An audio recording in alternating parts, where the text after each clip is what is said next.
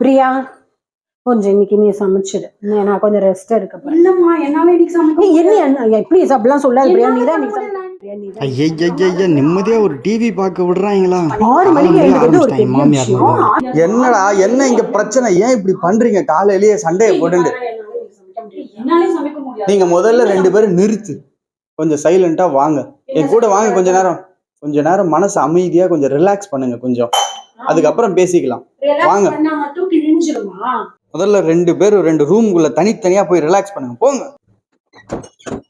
Many hours later. அப்ப நீ யார் எனக்கு ஏதாவது பண்ணி சாப்பிட ரொம்ப பசிக்குதுப்பா. முக்குந்த் சமையல் ரெடி, சாப்பிட வரலாம். சமையல் ரெடியா? அப்பாடா இப்பதான் கோவே கலிஞ்சதே.